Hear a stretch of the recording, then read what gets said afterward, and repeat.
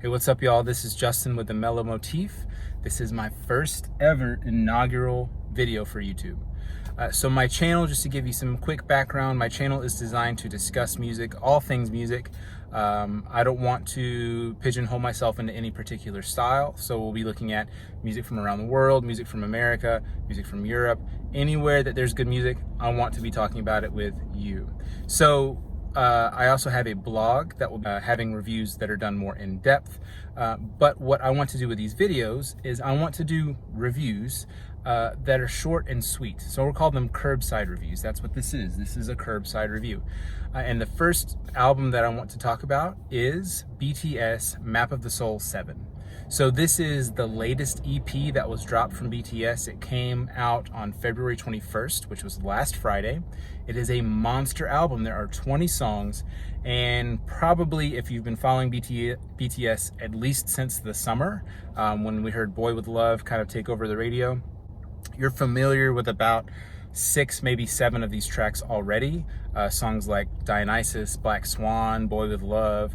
There are some others on there as well. There were 5 that were pulled from Map of the Soul Persona, which was the EP that came out in the summer. They also dropped Black Swan as a single a little bit later. All those tracks found their way onto this album. So you're probably already kind of familiar with it. I am not a BTS superfan by any means, but I do enjoy them. I came on with Boy With Love. That was really the first time I gave them any attention. Anyway, we're going to talk about why you should listen to this album. So as far as my review, I will not be giving it any kind of numerical score. I don't want to do that. I want to keep it simple. So it's, should you listen to it? Should you not? There we go. So let's get there. First thing I want to say is there might be some of you out there as Western listeners who are afraid to listen to an album featuring non-native English speakers. And I don't want you to be afraid of that.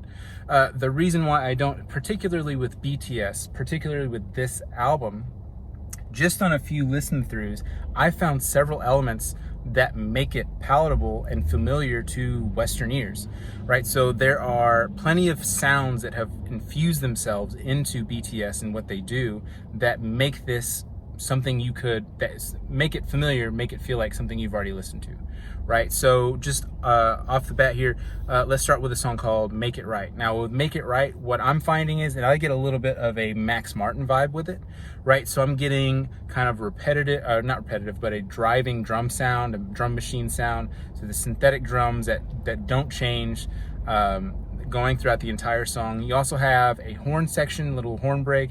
There's a little tagline that the horns do in the verses and the choruses. Again, very Max Martinish.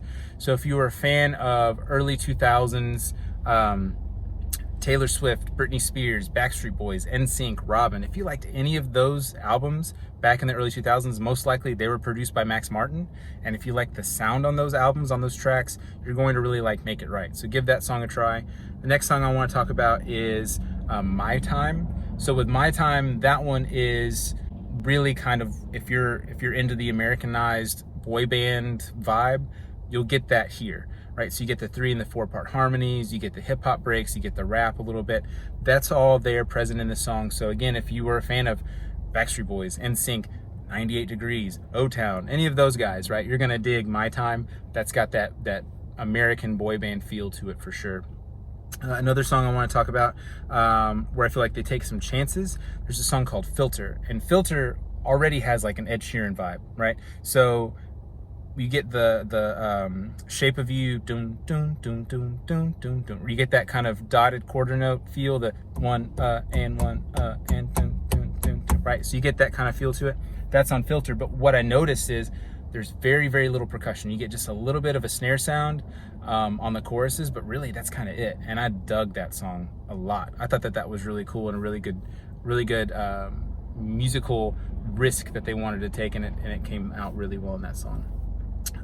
So last thing I want to talk about, there's another song called Louder Than Bombs. So Louder Than Bombs, you're getting what's really taken over country music, pop country music in particular right now, is that slow beat with the snaps as the snare drum.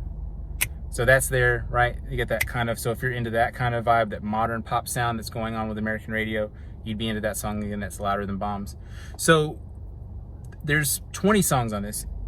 If you're wanting to take a chance on listening to BTS, this is the album to start with.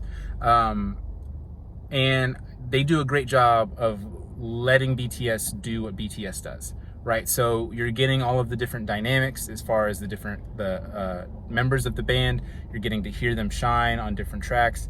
So I think that this is a great album to start with if you haven't listened to BTS. I think if you've been a fan of BTS, you're getting more of what you like, more of what you enjoy. And again, they've infused their sound so heavily with Western sounds that even if you're afraid of listening to something with 75% non-English lyrics, which there are some English lyrics in the songs, if you're willing to listen to it, give it a try, the voices almost become an instrument of themselves. And yes, the voice is an instrument, I know that, but what I'm saying is the voices, there's a poeticism, there's a flow, the way that the words and the sentences are constructed and how they fit into the sound.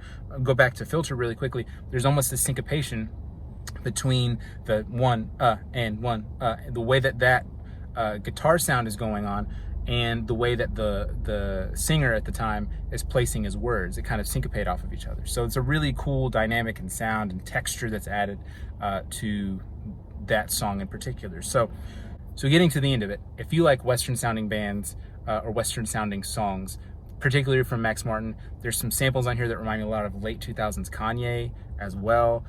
If you like anything in that vein, in that genre, if you like the boy band vibe, of course that's there, but you're gonna get that on this album. So should you listen to it? Should you not listen to it?